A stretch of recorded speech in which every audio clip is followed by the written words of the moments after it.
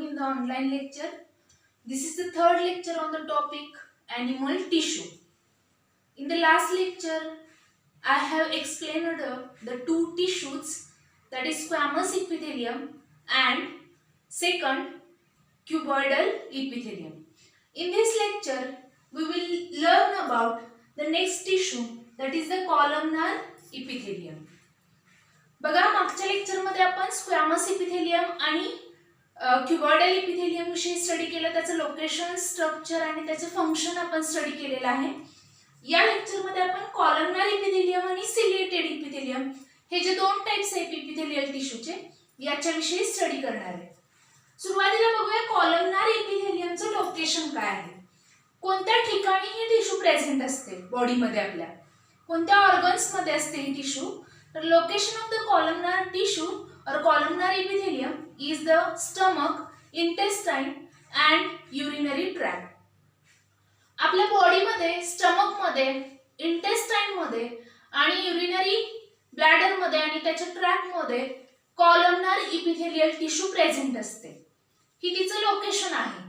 या ठिकाणी ही tissue present असते. इंटेस्टाइन मध्ये असेल, स्टमक मध्ये आणि युरिनरी ब्लॅडर मध्ये आणि ट्रॅक्ट मध्ये.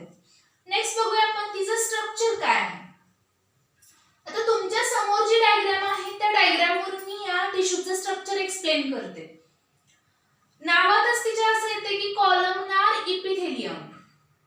The cells are column like or pillar like. या टिश्यू मध्ये असणारे जे सेल्स आहेत कॉलम सारख्या किंवा पिलर सारखे असतात, म्हणून या टिश्यूला नाव कॉलमनार इपिथेलियल असं दिलेलं आहे. का दिलेलं आहे लक्षात आलं. The cells are column like or pillar like tall. Tall असतात, उंच असतात, कॉलम सारखे किंवा पिलर सारखे असतात, म्हणून यांना कॉलमनार इपिथेलियल टिश्यू असं म्हटलं जातं. सेकंड स्ट्रक्चर मध्ये काय सांगू शकतो आपण. The cells are rest on the basement membrane. Cells कशावरती रेस्ट झालेले आहेत तर बेसमेंट मेम्ब्रेन वरती. The basement membrane is the non cellular part. Basement membrane हा नॉन सेल्युलर पार्ट आहे. आपण जनरल कॅरेक्टर्स जे बघितले इपिथेलियल टिश्यूचे त्याच्यामध्ये आपण बघितलेलं आहे की बेसमेंट मेम्ब्रेन हा नॉन सेल्युलर पार्ट आहे आणि या नॉन सेल्युलर पार्ट वरती या सेल्स रेस्ट झालेले असतात. आता सेलचा शेप लक्षात घेता तुमच्या समोर असणाऱ्या डायग्राम मध्ये तुम्हाला दिसतंय the basal side is narrow and narrow base is rest on the basement membrane. Base कडच्या बाजूला सेल्स नॅरो आहेत, निमुळत्या आहेत आणि ह्या निमुळत्या बाजूला असणारी जी बेस आहे ती बेसमेंट मेम्ब्रेन वरती रेस्ट झालेली आहे. and the tip of the cells become broad. सेलचा टिप कसा आहे ब्रॉड आहे, तर बेस कसा आहे नॅरो आहे. नेक्स्ट बघा, the cells have oval shaped nucleus. Cells मध्ये ओव्हल शेप असणारा न्यूक्लियस प्रेझेंट आहे and nucleus present towards the basal side of the cells. सेलच्या बेस कडच्या बाजूला न्यूक्लियस प्रेझेंट आहे. सेलच्या बेस कडच्या साइडला काय आहे न्यूक्लियस प्रेझेंट आहे आणि न्यूक्लियसचा शेप कसा आहे ओव्हल शेप्ड आहे. The nucleus is surrounded by the cytoplasm. Nucleus कशाने सराउंड झालेला आहे सायटोप्लाझमने सराउंड झालेला आहे. आणखी एक महत्त्वाचं वैशिष्ट्य काय आहे कॉलमनार इपिथेलियल टिश्यूचं. These cells have microvilli on the tip. Tip कडच्या बाजूला किंवा वरच्या बाजूला अपेक्स कडच्या बाजूला या सेल्स वरती फिंगर लाइक प्रोजेक्शन्स असतात आणि या फिंगर लाइक प्रोजेक्शन जे आहेत त्यांना काय म्हटलं जातं मायक्रोव्हिलाई असं म्हटलं जातं. मायक्रोव्हिलाई काय करतात, आता ह्या ज्या फिंगर लाइक प्रोजेक्शन्स आहेत याचं फंक्शन काय आहे किंवा या टिश्यूचं फंक्शन काय आहे हे आपल्याला स्टडी करायचंय, पण त्याच्या अगोदर मायक्रोव्हिलाई काय करतात सांगते. Microvilli increases the surface area for the absorption. Microvilli surface area increase करतात ऍब्सॉर्प्शनचा. बघा मी नेहमी मुलांना शिकवताना एक प्रश्न विचारते की एक समजा तुमच्या समोर एक स्ट्रेट तार दिलेली आहे आणि एक तार अशी दिलेली आहे की ज्याच्यावरती कॉइलिंग झालेले आहे, तर मी मुलांना असं विचारते की त्याचा सरफेस एरिया कुणाचा जास्त असेल, स्ट्रेट तारेचा असेल का फिंगर लाईक किंवा कॉइल्ड तारेचा असेल तर कॉइल्ड तारेचा एरिया जास्त असणार ज्यावेळी ती आपण स्ट्रेट करू आणि तिचा एरिया मोजू त्यावेळी. म्हणून ह्या फिंगर लाईक प्रोजेक्शन ज्या तयार झालेले आहेत कॉलमनार इपिथेलियल टिश्यू वरती त्या काय करतात तर it increases the surface area for the absorption. या ऍब्सॉर्प्शनचा सरफेस एरिया इन्क्रीज करतात आणि याच्यावरून तुमच्या लक्षात आलं असेल की फंक्शन काय असेल या टिश्यूचं. ही टिश्यू इंटेस्टाइन मध्ये आणि स्टमक मध्ये प्रेझेंट असते. हा महत्त्वाचा ऑर्गन घेऊया आपण. आणि तुम्ही डायजेस्टिव्ह सिस्टीम याच्या अगोदरही शिकलेला आहात. डायजेस्टिव्ह सिस्टीम मध्ये इंटेस्टाइनचं आणि स्टमकचं फंक्शन आहे ऍब्सॉर्प्शन. स्टमक मध्ये वॉटरचं आणि वेगवेगळ्या औषधांचं ऍब्सॉर्प्शन होत असतं आणि हे ऍब्सॉर्प्शन करण्यासाठी त्या ठिकाणी कॉलमनार इपिथेलियल टिश्यू असते जिच्यावरती काय असतात मायक्रोव्हिलाय असतात. त्याच्यानंतर पुढचा ऑर्गन येतो डायजेस्टिव्ह सिस्टीम मधला तो म्हणजे स्मॉल इंटेस्टाइन. स्मॉल इंटेस्टाइनचं महत्त्वाचं फंक्शन आहे digestion and absorption of food. तर हे ऍब्सॉर्प्शन जे केलं जातं ते या टिश्यू कडून केलं जातं म्हणून या टिश्यूचं फंक्शन काय आहे absorption and secretion. Some cells of columnar epithelial tissue have ability of secretion and that tissue is nothing but the glandular tissue. आपण ती नंतर शिकणारच आहोत. ग्लँड्युलर टिश्यू ही काही मॉडिफिकेशन झालेली कॉलमनार इपिथेलियल टिश्यू आहे ती नंतर आपण शिकणारच आहोत. पण या टिश्यूचं फंक्शन येतं secretion and absorption.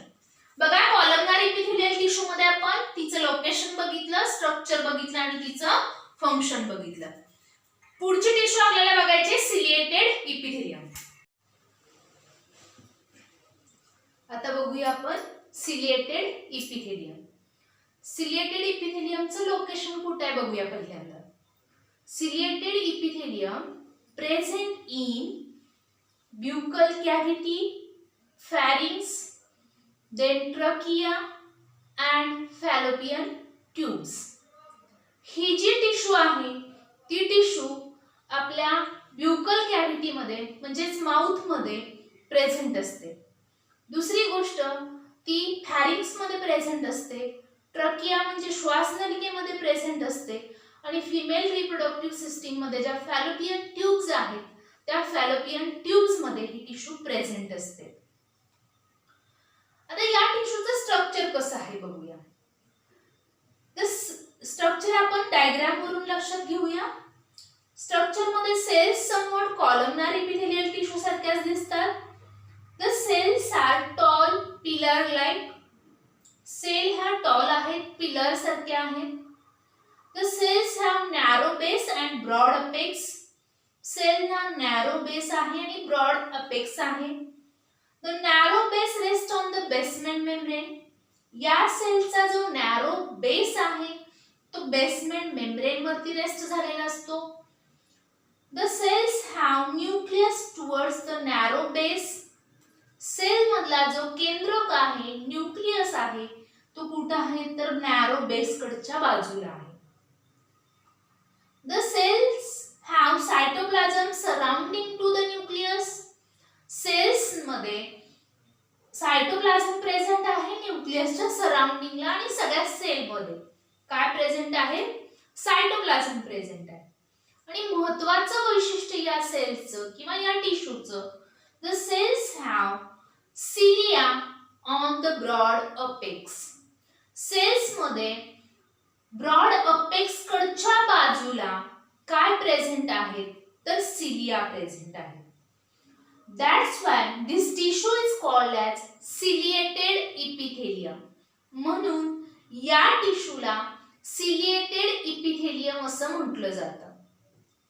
Ciliated epithelium का म्हटलं जातं तर the cells have cilia on the broad apex.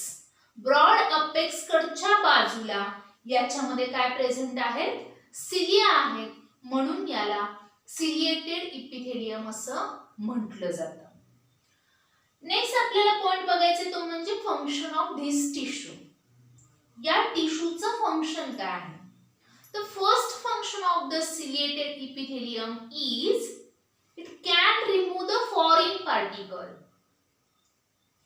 He tissue आपल्या बॉडीमध्ये एंटर होणारा जो फॉरेन पार्टिकल आहे त्याला रिमूव्ह करण्याचा प्रयत्न करत असते. आता कोणते foreign particles, for example nasal chamber घेऊया आपण, आपली रेस्पिरेटरी सिस्टीम म्हणजे श्वसन संस्था लक्षात घेऊया. तर श्वसन संस्थेमध्ये सुरुवातीला नोज आहे, त्याच्यानंतर नेझल चेंबर आहे, त्याच्यानंतर फॅरिंक्स येतं, त्याच्यानंतर ट्रकिया ते श्वासनलिका येते.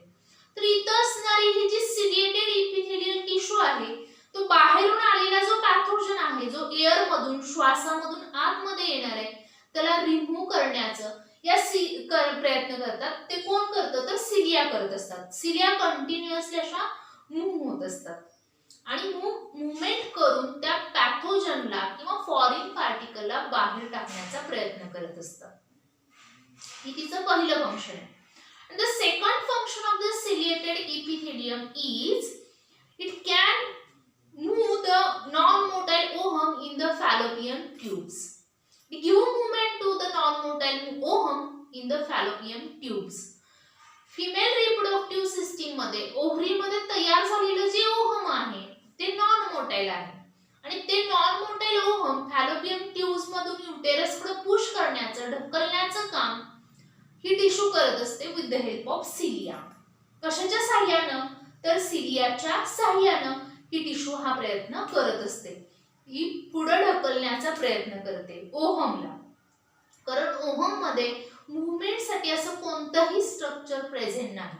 त्यामुळे ओव्हम हा नॉन मोटाईल असतो आणि हा नॉन मोटाईल ओव्हम पुढे ढकलण्याचं काम सिलिया करत असतात, म्हणजे सिलिएटेड इपिथेलियम करत असते. This is about the ciliated epithelium. परत एकदा बघूया काय काय बघितलं आपण सिलिएटेड इपिथेलियम मध्ये. Location, buccal cavity, pharynx, trachea, fallopian tubes. Structure, cells are tall pillar like.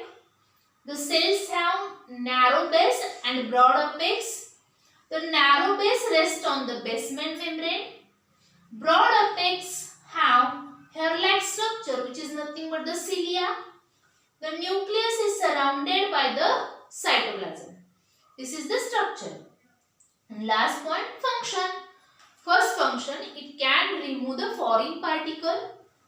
And second function, it give movement to the non-motile ovum, or it can move the non-motile ovum in the fallopian tubes. या lecture मध्ये आपण दोन tissue study केल्या. पहिली tissue columnar epithelium, दुसरी tissue ciliated epithelium. Columnar epithelium मध्ये तिचं structure, location, function study केलं. सिलिएटेड इपिथेलियम मध्ये तिचं लोकेशन, स्ट्रक्चर आणि फंक्शन स्टडी केलं. प्रत्येक टिश्यू वरती तुम्हाला 3 मार्काचा क्वेश्चन विचारला जाऊ शकतो एका टिश्यू वरती. Explain the location, structure and function of the ciliated epithelium किंवा explain the structure, location and function of the columnar epithelium. मार्कचं डिस्ट्रीब्युशन कसं असणार आहे? लोकेशनला अर्धा मार्क असेल, फंक्शनला अर्धा मार्क असेल, डायग्रामला 1 मार्क आणि स्ट्रक्चरला 1 मार्क, असं मार्कचं डिस्ट्रीब्युशन असणार आहे. तर या लेक्चर मध्ये आपण इथंच थांबतोय. पुढच्या लेक्चर मध्ये आपण पुढच्या 2 टिश्यू स्टडी करणार आहे ज्यांची नावं आहेत ग्लॅन्ड्युलर इपिथेलियम, सेन्सरी इपिथेलियम. सॉरी, तिसरी एक टिश्यू राहिलेली आहे ती जर्मिनल इपिथेलियम. शॉर्ट मध्ये आहेत दोन्हीही, ते आपण पुढच्या लेक्चर मध्ये स्टडी करणार आहे. थँक्यू.